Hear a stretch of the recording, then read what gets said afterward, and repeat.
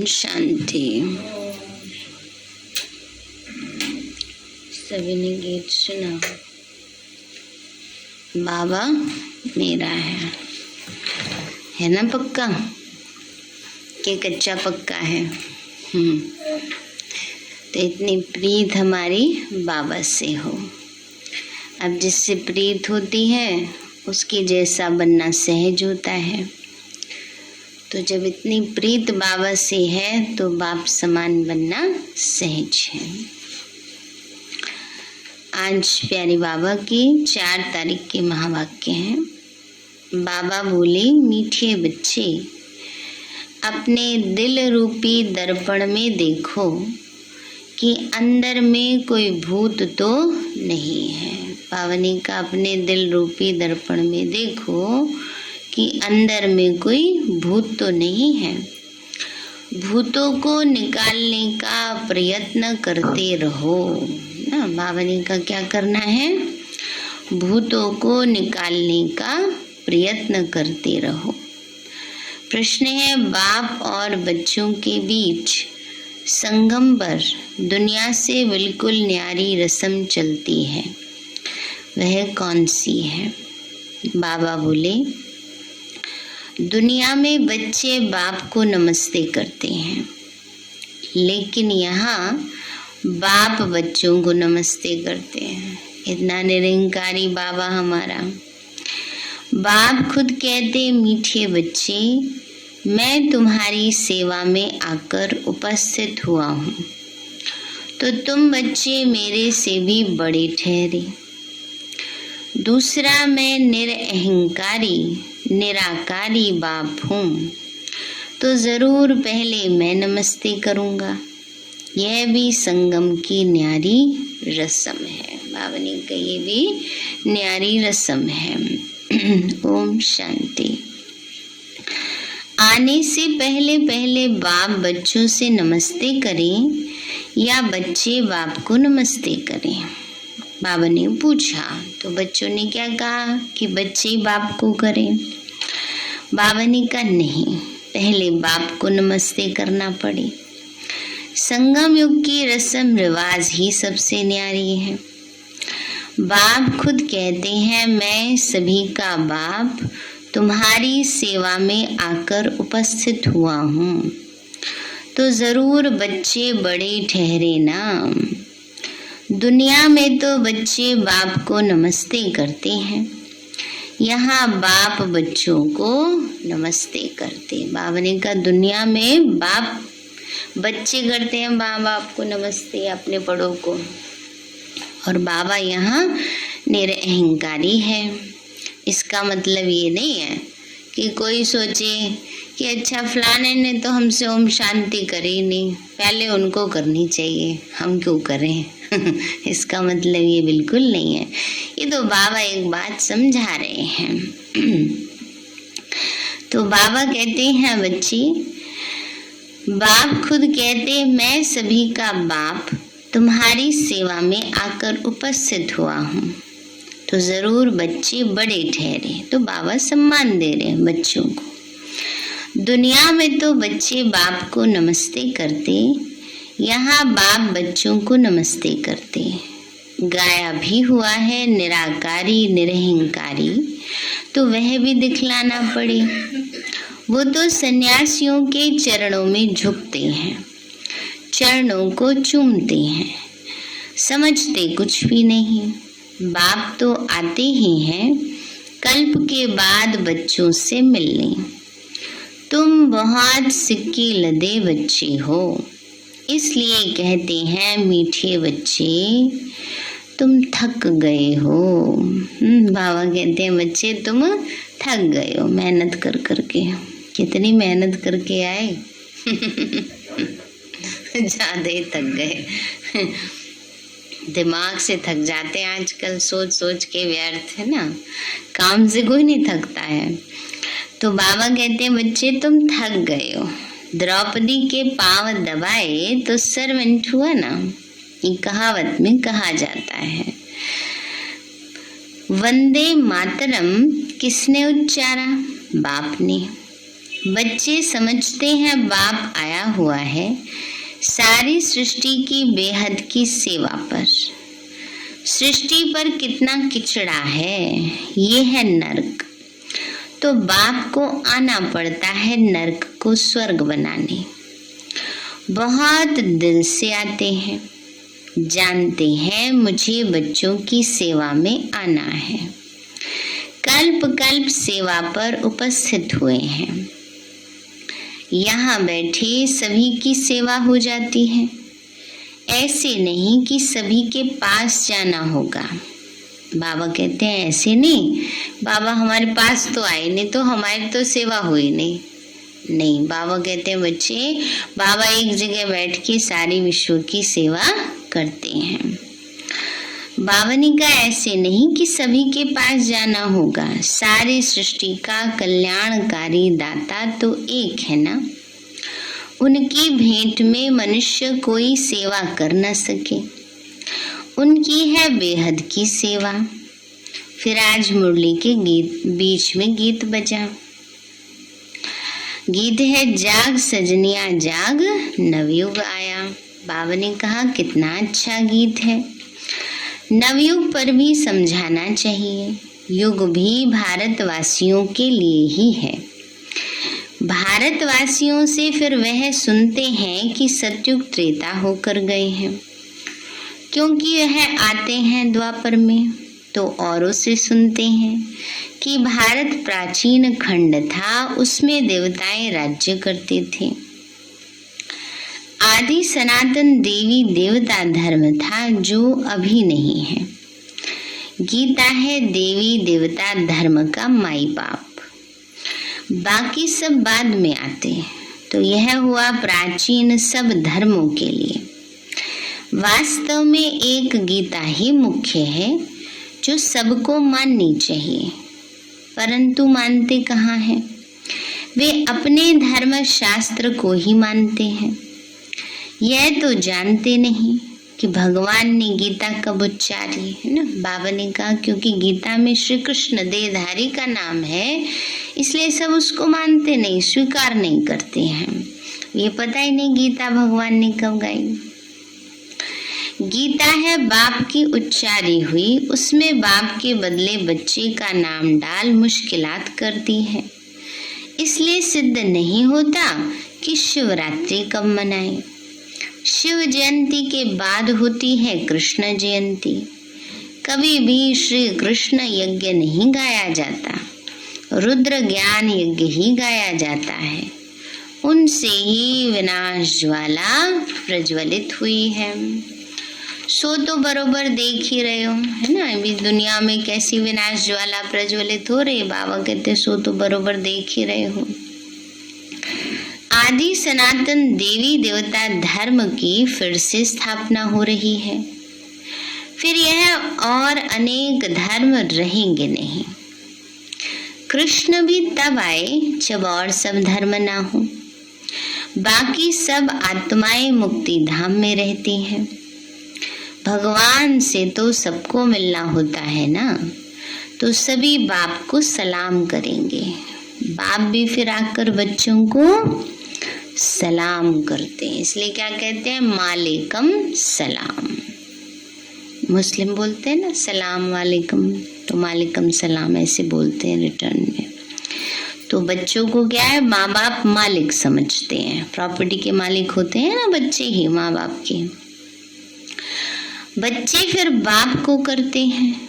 इस समय बाप साकार में आया हुआ है। यहाँ तो सभी आत्माएं बाप से मिल न सकी, क्योंकि कोटों में कोई ही आएंगे। तो सभी भगत कब और कहाँ मिलेंगे? जहाँ से भगवान से बिछुड़े हैं वहाँ ही जाके मिलेंगे। भगवान का निवास स्थान है परम धाम। बाबा कहते सब बच्चों को दुख से लिबरेट कर परम धाम ले जाता हूँ। ये काम उनका है। बाप को आना ही है पतित सृष्टि को पावन बनाने। हेवनली गॉड फादर है तो जरूर स्वर्ग क्रिएट करेंगे ना। नर्क की स्थापना रावण और स्वर्ग की स्थापना बाप करते हैं। इनका राइट नाम है शिव माना और शिव माना बिंदु। सिंधी में शिव को बिंदु कहते हैं, बिंदु लगाते हैं तो शिव बोलते हैं।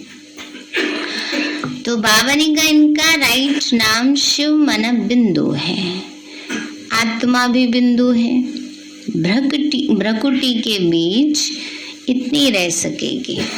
बाबा कहते हैं, कभी कभी बाबा ने ऐसी मुरली में कहा है, अगर बड़ी हो तो यहाँ पर बाहर ना निकल जाए, ट्यूमर ना हो जाए। तो इसलिए बाबा कहते हैं इतनी सूक्ष्म में आराम से रह सके। तो जैसी आत्मा वैसा परमात्मा। परंतु वंडर है जो इतनी छोटी आत्मा में 84 जन्मों का पार्ट भरा हुआ है, जो कभी घिसता ही नहीं है, फॉरएवर चलता रहेगा। कितनी गुह्य बातें हैं। बावनी का कभी नहीं घिसता पार्ट, फॉरएवर चलता है। बावनी का बच्चे कितनी समझने की बातें हैं, क्योंकि हर चीज पुरानी होती है। आत्मा ऐसी अविनाशी सत्ता है जो कभी पुरानी नहीं होती, बस पावन और पतित बनती है, जिसका कभी विनाश नहीं हो सकता। अब मनुष्य शांति मांगते हैं, क्योंकि सब शांति में ही जाने वाले हैं। कहते हैं सुख तो कागविष्टा समान है। दुनिया में साधु सन्यासी क्या समझते हैं? कहते हैं सुख के पीछे क्या भागना, सुख तो कागविष्टा समान है। क्योंकि उनके लिए सुख ऐसा है जैसे लोमड़ी के लिए अंगूर खट्टे हैं। क्यों खट्टे हैं? क्योंकि मिले नहीं तो खट्टे हैं, है ना। तो ऐसे ही बाबा कहते हैं उन्होंने वो सुख देखा ही नहीं है जो सुख हमने देखा है। 21 जन्म तक सुखधाम में हम रहे हैं। बाबा कहते इसलिए द्वापर से वो आए, द्वापर कलयुग में आए, कलयुग में आए, संन्यास धर्म तो आए हुए ज्यादा समय नहीं हुआ है। उन्होंने जब देखा तो आधा सुख आधा भी नहीं, 3 हिस्सा दुख है और 1 हिस्सा सुख है। इसलिए कहा कि सुख तो कागविष्टा समान है, थोड़ी देर का, इसलिए सुख के पीछे क्या भागना, दुख में रहो। अब गीता में तो है राजयोग से राजाओं का राजा बनना। तो जो सुख को कागविष्टा समान समझते उन्हों को राजा ही कैसे मिले? यह तो प्रवृत्ति मार्ग की बात है। गृहस्थ व्यवहार में रहते तुमको कमल फूल समान पवित्र रहना है। Charity begins at home. Shiv Baba भी कहते पहले मैं इस साकार ब्रह्मा को समझाता हूँ। शिव बाबा का ये चैतन्य होम है, घर है, चैतन्य होम ब्रह्मा बाबा। पहले ब्रह्मा सीखते, फिर उनसे अडॉप्टेड चिल्ड्रन नंबरवार सीख रहे हैं। ये बड़ी गुह्य बातें हैं। सदगति दाता पतित पावन खुद आकर ये सब राज समझाते हैं। ऐसे नहीं वहां से प्रेरणा करते हैं, वो तो यहाँ आते हैं। यादगार भी है, शिव के अनेक मंदिर हैं। खुद कहते हैं मैं साधारण ब्रह्मा तन में आता हूँ। ये खुद अपने जन्मों को नहीं जानते। इसमें एक की तो बात नहीं, सभी ब्रह्मा मुख वंशावली ब्राह्मण बैठे हो। ब्रह्मा मुख के द्वारा तुम ब्राह्मण रचे गए हो, तुम ब्राह्मणों को ही समझाते हैं। यज्ञ हमेशा ब्राह्मणों द्वारा ही चलता है। उन गीता सुनाने वालों के पास ब्राह्मण तो है नहीं, इसलिए वो यज्ञ भी नहीं ठहरा। यह तो बेहद का बाप का रचा हुआ बड़ा भारी यज्ञ है। कब से चल रहा है? 85 साल होने वाले हैं, तब से यज्ञ चल रहा है। अब की बार कौन सी शिवरात्रि मनाएंगे? 85वीं शिवरात्रि है ना, तो कितने धूमधाम से मनानी चाहिए। लौकिक में कितना धूमधाम से बर्थडे मनाते हैं, है ना। कहेंगे आजकल बर्थडे ऑनलाइन ही मना रहे हैं अभी तो ऑनलाइन खत्म हो गया है, अभी ऑफलाइन मनाएंगे। बाबा का बर्थडे सो बच्चों का बर्थडे। बाबा कहते हैं बच्चे कितना बड़ा भारी यज्ञ है, कब से डेंगियां चढ़ती आई हैं, पतीले चढ़ते आए हैं। कभी बड़ा कहीं वो होता है भंडारा करते तो बनाते हैं ना, बड़े बड़े पतीले में भंडारा भोजन बनाते हैं। तो ऐसे कहा जाता है कि कब से डेंगियां चढ़ती आ रही हैं, कब से पतीले चढ़ते आ रहे हैं, कब से देखो ये महायज्ञ चलता आ रहा है, भंडारा अब तक चलता ही रहता है। समाप्त कब होगा? जब सारी राजधानी स्थापन हो जाएगी। बाबा कहते तुमको घर वापस ले जाएंगे, फिर नंबरवार पाठ बजाने भेज देंगे। ऐसे तो और कोई कह न सके कि मैं तुम्हारा पंडा हूँ, तुमको साथ ले जाऊंगा। पतित मनुष्यों को पावन बनाकर ले जाते हैं, फिर अपने अपने धर्म स्थापन करने समय पाठ बजाने आत्माएं आना शुरू करती हैं। अनेक धर्म अभी हैं, बाकी एक धर्म नहीं है। तो गीता है सभी शास्त्रों में शिरोमणि, क्योंकि उनसे सबकी गति सदगति होती है। भारतवासियों में भी ज्ञान वह लेते जो आत्माएं पहले पहले परम पिता परमात्मा से अलग हुई हैं। पहले पहले वह आना शुरू करेंगे, नंबरवार फिर सबको आना है। सतो रजो तमो से तो सबको पास करना है। अब कल्प की आयु पूरी हुई है तो सब आत्माएं हाजिर हैं। बाप भी आ गए हैं। बाबा ने कहा कल्प की आयु पूरी हुई तो सारी आत्माएं हाजिर हैं। अभी बाबा आ गए, बाबा आए हैं तो सब सलामी भरने आएंगे ना आत्माएं। तो हर एक को अपना पार्ट बजाना है। नाटक में सब एक्टर्स स्टेज पर इकट्ठे तो नहीं आते, अपने अपने टाइम पर आते हैं। अब जब चाय वाले के आने का टाइम होएगा तभी तो उसको कहा जाएगा एक्शन चलो अंदर जब और किसी का टाइम होगा तब उसको कहा जाएगा। ऐसे ही बाबा कहते हैं जब जिस धर्म की आत्मा को आना है, जिस कुल की आत्मा को आना है, वो तभी आएगी अपने टाइम पर। बाबा ने कहा सारे इकट्ठे नहीं आते, लेकिन आने में सब इकट्ठे नहीं आते, पर जाने में सब इकट्ठे जाते हैं। तो बाप ने समझाया नंबरवार कैसे आते हैं, वर्णों का भी राज समझाया है। चोटी तो ब्राह्मणों की है, परंतु ब्राह्मणों को भी रचने वाला कौन है? शूद्र तो नहीं रचेंगे। चोटी के ऊपर फिर ब्राह्मणों का बाप ब्रह्मा है। ब्रह्मा का बाप है शिव बाबा, तो तुम हो शिववंशी, ब्रह्मा मुख वंशावली। तुम ब्राह्मण सो फिर देवता बनेंगे। वर्णों का हिसाब समझाना है। बच्चों को राय भी दी जाती है। सभी एक जैसे होशियार तो नहीं है। कोई नए के आगे विद्वान पंडित आकर डिबेट करेंगे तो वो समझा नहीं सकेंगे। बाबा कहते हैं कोई नए के आगे विद्वान पंडित आ जाए तो क्या समझाएंगे? वो एक श्लोक बोलेंगे, वो कहेंगे इसका मतलब जानते हो, अब पता ही नहीं होगा तो क्या उसको सुनाएंगे आगे, है ना। तो इसलिए बाबा कहते हैं बच्चे तो कहना चाहिए कि मैं तो अभी नहीं हूँ, आप फलाने टाइम पर आना, फिर हमारे से बड़ी बहन आपको समझाएगी।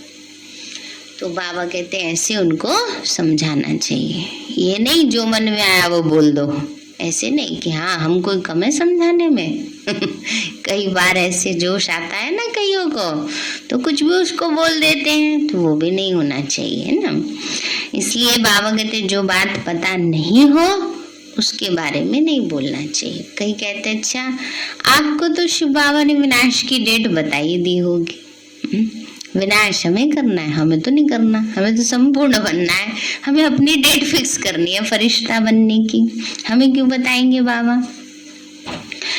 तो इसलिए बाबा कहते हैं बच्चे तो कहना चाहिए कि हम नए हैं, जो मेरे से भी तीखे हैं वो आके समझाएंगे। क्लास में भी नंबरवार तो होते ही है ना, इसमें देहाभिमान नहीं आना चाहिए, नहीं तो आबरू चली जाती है ना कि अहम में आकर जो मर्जी सो समझा दो और बाद में पता चले कि तो बात सही नहीं है तो गड़बड़ हो जाएगी ना। तो कहेंगे बीके तो पूरा समझा ही नहीं सकती हैं। देह अभिमान को छोड़ रेफर करना चाहिए बड़ों की तरफ। बाबा भी कहते हैं हम ऊपर से पूछेंगे, महारथी घोड़े सवार प्यादे तो है ना। बाबा भी कह देते थे ना, पूछ कर बताएंगे, संदेशी को भेजते थे बाबा। बाबा कहते बच्चे महारथी घोड़े सवार प्यादे हैं, किन्हों की तो शेर पर सवारी भी है। शेर सबसे तीखा होता है, जंगल में अकेला रहता है और हाथी झुंड में रहता है। अकेला हो तो कोई मार भी दे। शक्तियों की भी किस पे है सवारी? शेर पर है, इसीलिए है शिव शक्ति है। कभी भी ना अकेला नहीं समझो। हम अकेली माता क्या करेंगे? अकेली माताओं ने ही तो विश्व का परिवर्तन किया है। इसलिए कभी भी ऐसे नहीं सोचना चाहिए, शक्तिशाली बन के रहना चाहिए। बाबा की शक्ति साथ है।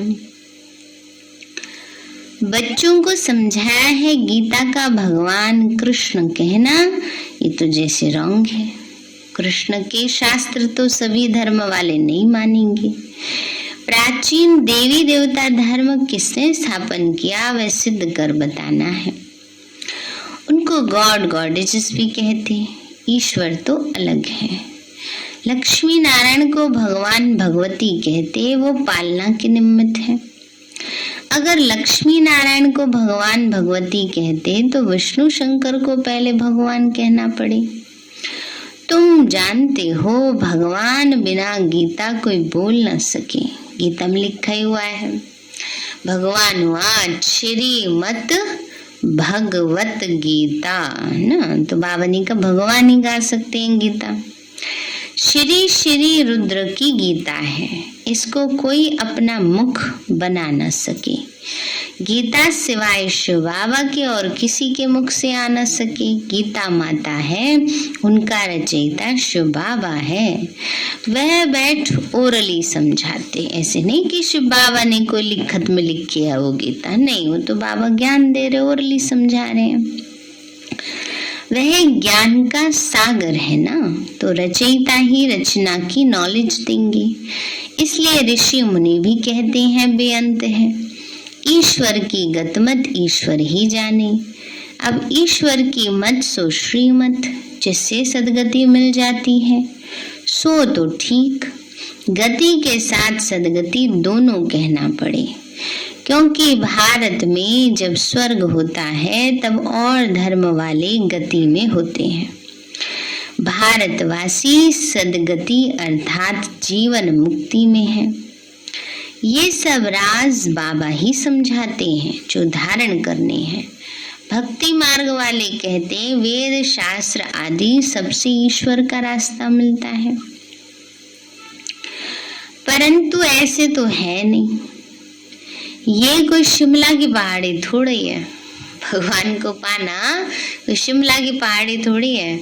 अच्छा, राजस्थान से जाओगे तो भी शिमला पहुंच जाओगे, अच्छा दिल्ली से जाओगे तो भी पहुंच जाओगे। नहीं, बाबा कहते हैं कि भूल भुलैया है संसार।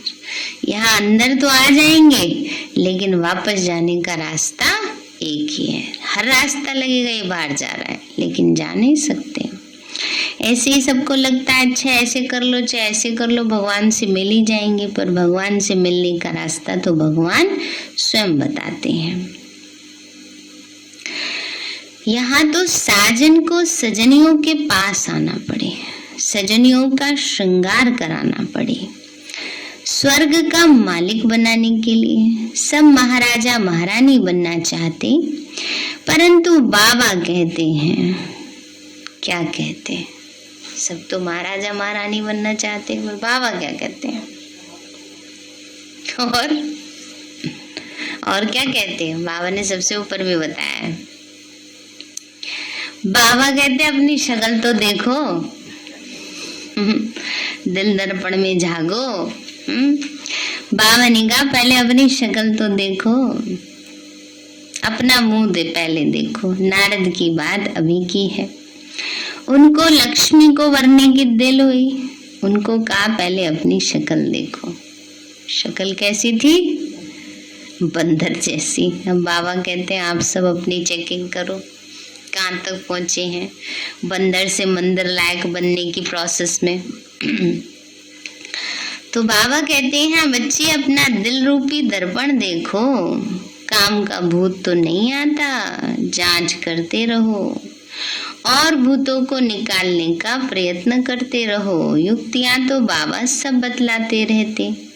मन में संकल्प बहुत आएंगे, कर्म में नहीं आना चाहिए। बाबा कहते मनसा में तूफान आएंगे लेकिन कर्म में नहीं आना चाहिए। बाबा अच्छे कर्म सिखलाते हैं। कर्म कर्म विकर्म की गति का ज्ञान भी गीता में है और तो कोई नहीं जानते। विकर्म कराने वाली है माया, वह सतयुग में होती नहीं। अब श्रीमत पर चलने से ही तुम स्वर्ग में चल सकेंगे। यह किसी मनुष्य की मत नहीं है, बाप की श्रीमत से स्वर्ग बन रहा है। औरों की मत से स्वर्गवासी बन न सके और भी भ्रष्ट बनते जाएंगे। तो तुम बच्चे जानते हो अब एक धर्म की स्थापना हो रही है। तुम योग बल से गुप्त वेश में अपनी किंगडम स्थापन कर रहे हो। हाथ में हथियार आदि तो कुछ भी नहीं है, ज्ञान के बाण व तीर आदि हैं, उन्होंने फिर स्थूल में दिखा दिए हैं। ये सब है गुप्त शक्ति। शक्तियों की देखो कितनी पूजा होती है। 10-20 भुजाओं वाली कोई और तो है नहीं, सबको 2 भुजाएं होती हैं। मनुष्य सृष्टि में 8-10 भुजा वाला कोई होता नहीं। अगर कोई इंसान 8-10 भुजा वाला होता, उसके बच्चे भी तो 4-5 भुजा वाले होते, लेकिन कोई नहीं है ना। 4 भुजा वाले विष्णु हैं, उसका वंशज भी तो कोई होना चाहिए था। तो बाबा ने कहा ये सब तो सिंबॉलिक बातें हैं, ये नहीं कि कोई ये है सच में कोई 10 सिर वाला है, कोई 4 हाथ वाला है ना। सिंबॉलिक है, सारी चीजें अर्थ सहित हैं। तो बीज को जानने से सारे झाड़ का ज्ञान आ जाता है। अच्छा, ज्ञान का खजाना तो बच्चों को मिलता ही रहता है। फिर मुख मीठा कराने के लिए बच्चों को टोली भी खिलाते हैं। खाई ना सबने मधुबन की टोली? खाई लीला में? बाबा कहते हैं टोली भी खिलाते हैं बाबा। शिव बाबा खुद नहीं खाते, बच्चों के लिए सब। राज्य भी बच्चों के लिए ही है। लक्ष्मी नारायण भी जरूर अपने बच्चों को ही देंगे, सबको बांट नहीं देंगे। यह बाप सभी बच्चों को देते हैं। वहां प्रजा भी कहेगी हम स्वर्ग के मालिक हैं। सुख तो प्रजा को भी है, दुख का नाम ही नहीं। बाकी नंबरवार तो होते ही हैं। वहां तो सोना भी अथा होता है, यहाँ तो सब खानियां खाली हो गई हैं। गायन भी है, किनकी दबी रहेगी धूल में, किनकी राजा खाए, किनकी चोर लूट ले जाए, और सफली होगी उनकी जो खर्चे नाम धनी के। तो वो सफल करने का समय कब है? अभी है। समय निकल गया तो बाबा भी कहेगा अपना अपने पास रखो ना, कोई यूज नहीं है उसका। इसलिए जब यूज हो रहा है तो उसको सफल कर लेना चाहिए। अच्छा, मीठे मीठे सिक्के लदे बच्चों प्रति माता पिता बाप दादा का याद। आगे बाबा ने और भी कुछ कहा है। माता पिता बाप दादा का याद प्यार और नमस्ते। माताओं को वंदे मातरम। भगवान भी माताओं की वंदना करता है। मातरम, माताओं की वंदना करना। बच्चों को याद प्यार और सबको गुड मॉर्निंग। अब रात पूरी होती है, गुड मॉर्निंग आ रहा है, सवेरा आ रहा है, सतयुग का सवेरा। नया युग आ रहा है ब्रह्मा कुमार कुमारियों के लिए। अच्छा, हम रूहानी बच्चों की रूहानी माता पिता बाप दादा को नमस्ते नमस्ते नमस्ते बाबा नमस्ते। धारणा के लिए मुख्य सार है, देह अभिमान को छोड़ अपने से बड़ों को आगे रखना है। कोई डिबेट करता है तो बड़ों की तरफ रेफर करना है, आबरू नहीं गंवानी है कि अपने आप डिसीजन ले लें, अपने आप जो मर्जी कर लें, फिर रिजल्ट बाद में भुगतना पड़े ना। सिर्फ समझाने की बात नहीं, और भी बातें होती हैं। तो इसलिए बाबा ने कहा ऐसे बाबा की आबरू नहीं गंवानी है। दूसरा है चैरिटी बिगिंस एट होम। पहले परिवार का कल्याण करना है। गृहस्थ व्यवहार में रहते कमल फूल समान पवित्र बनना है। वरदान दिया बाबा ने, देह अहंकार व अभिमान के सूक्ष्म अंश का भी त्याग करने वाले आकारी सो निराकारी भव। देह अहंकार व अभिमान के सूक्ष्म अंश का भी त्याग करने वाले आकारी सो निराकारी भव। बाबा बोले कईयों का मोटे रूप से देह के आकार में लगाव व अभिमान नहीं है, लेकिन देह के संबंध से अपने संस्कार विशेष, बुद्धि विशेष, गुण विशेष, कलाएं विशेष, कोई शक्ति विशेष, उसका अभिमान है। बाबा ने कहा ऐसे नहीं कि देह में या अपने शरीर का अभिमान आए, नहीं, हम किसी से कम है क्या, हमारे अंदर ये तो विशेषता है। ये क्या है, ये भी तो देह अभिमान है, ये भी तो अहंकार है ना। तो बाबा ने कहा अपनी बुद्धि का, गुण का, किसी विशेषता का, किसी शक्ति का अभिमान है, अर्थात अहंकार, नशा, रौब, ये सूक्ष्म देह अभिमान है। तो यह अभिमान कभी भी आकारी फरिश्ता व निराकारी बनने नहीं देगा, और आकारी फरिश्ता बने परम धाम जा नहीं सकते। हड्डी मांस जाएगा, अहंकार जाएगा, कुछ नहीं जाएगा। तो बाबा कहते हैं या तो अभी अपनी स्थिति को इतना पावरफुल बना लो, नहीं तो धर्मराज सब छुड़ाएगा। इसलिए इसके अंश मात्र का भी त्याग करो तो सहज ही आकारी सो निराकारी बन सकेंगे। स्लोगन है, समय पर सहयोगी बनो तो पदम गुणा रिटर्न मिल जाएगा। समय पर सहयोगी बनो तो पदम गुणा रिटर्न मिल जाएगा ना। तो इसीलिए बाबा के कार्य में समय पर सबको तन मन धन से सहयोग करना है, योग भी करना है ना, कि शिवरात्रि का कार्यक्रम कैसा हो, खूब बढ़िया हो, है ना, और सहयोग भी करना है ना। तो बाबा को रोज बोलो, बाबा अपने आप सावल शाह अपनी हुंडी भरेगा। सावल शाह ना बाबा। तो इसलिए सबको रोजाना विशेष योग करना है। अभी और कुछ तो नहीं कर सकते, बाहर की सेवा, बाहर पार्कों में जाकर प्रदर्शनी आदि योग तो कर ही सकते हैं ना। तो अभी मैं सुन रही थी, जहाँ हम गए थे घूमने पानीपत, कौन कौन गए थे याद है ना। तो वहाँ पर वो भाई जी बता रहे थे, वो आरसी में आए हुए थे ना, गए थे ना जहाँ कछुआ था, बस से गए थे, जो भूल गए, गई थी यहाँ जान पाई थी। अच्छा, आ गए थे भाई जी।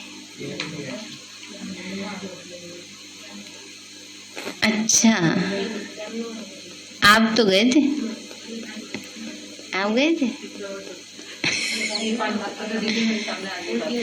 पानीपत, जब 108 प्रोग्राम करे थे उसके बाद लेके गए थे। हाँ, 2018 की बात है, 2018 अप्रैल की बात है।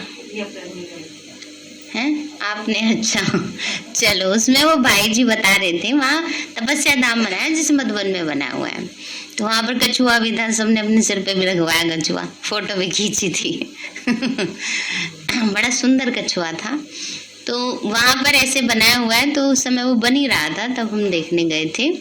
तो उसमें ये बताया था कि वो बता रहे थे आज कि हमारे उस तपस्या धाम में लगातार 8-8 घंटे की रोजाना भट्टी चलती रहती है, कोई ना कोई तो कनेक्शन में कई सारी गीता पाठशालाएं हैं। तो अभी तो कोरोना का प्रभाव थोड़ा हल्का हो गया है ना। तो चलो, उनकी गीता पाठशालाएं बहुत सारी हैं, हमारी माताएं बहुत सारी हैं। इसलिए सब हिम्मत करो, अपना एक घंटा 8 से 8 की भट्टी करने का लक्ष्य रखो।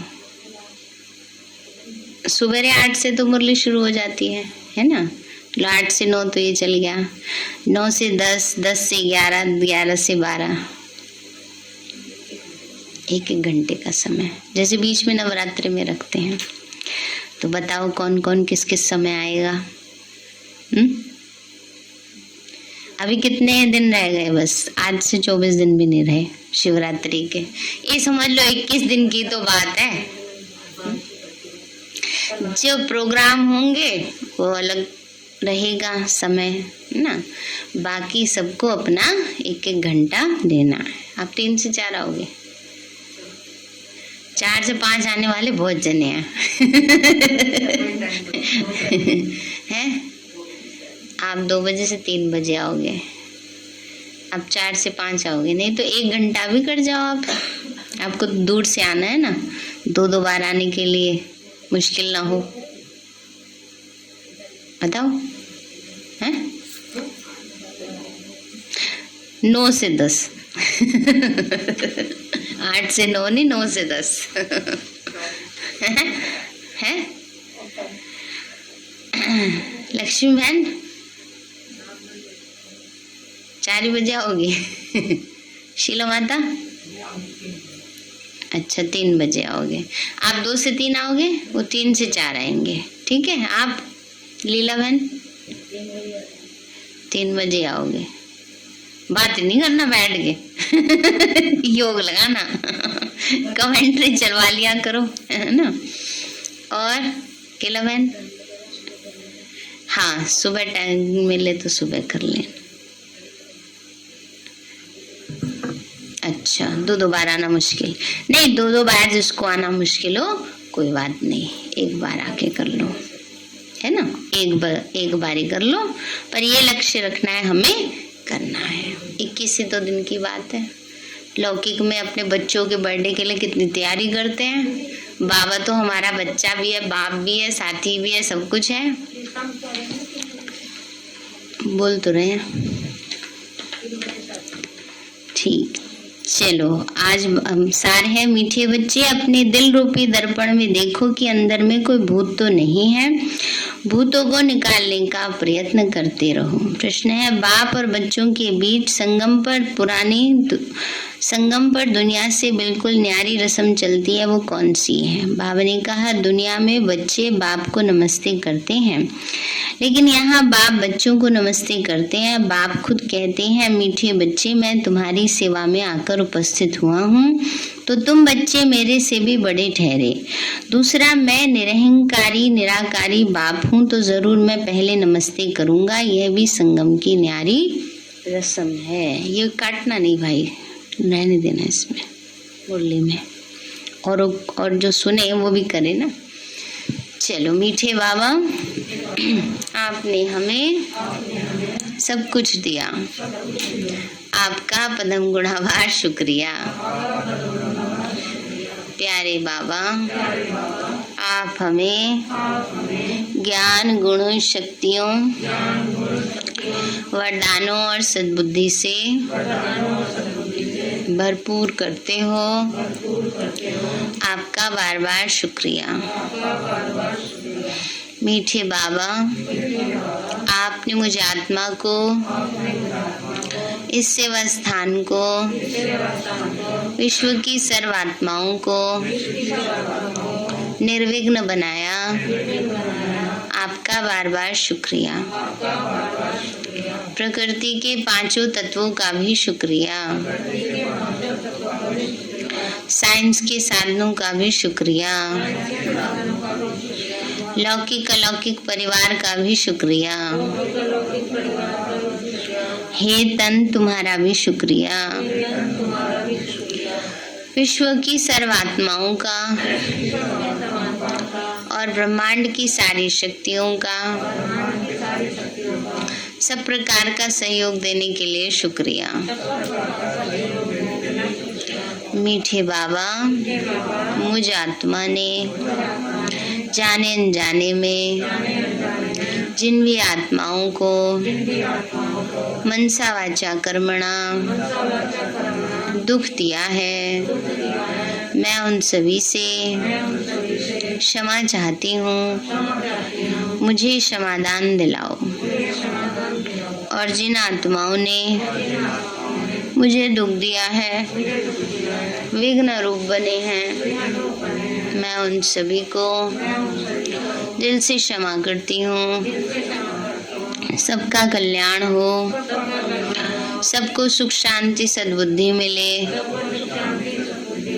और बाबा के सेंटर की सेवाएं खूब बढ़ती जाएं। शिव बाबा से सारी शक्तियां मुझ आत्मा में समा रही हैं, पूरे शरीर में फैल रही हैं, पूरे घर में फैल रही हैं, पूरे देश पूरी दुनिया में फैल रही हैं। सब प्रकार के वायरस नष्ट होते जा रहे हैं।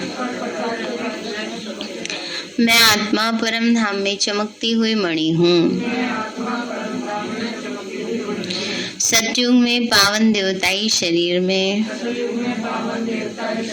पहले नंबर जन्म में रॉयल फैमिली में हूँ। मैं अष्टभुजाधारी देवी दुर्गा हूँ। विघ्न विनाशक गणेश हूँ। मैं बाबा की छत्र छाया में पलने वाली सर्वश्रेष्ठ ब्राह्मण आत्मा हूँ। मैं फरिश्ता हूँ। मेरे साथ सब कुछ बहुत अच्छा होगा। मेरे साथ सब कुछ बहुत अच्छा होगा। मेरे साथ सब कुछ बहुत अच्छा होगा। वाह रे मैं, वाह मेरा श्रेष्ठ भाग्य, वाह ड्रामा।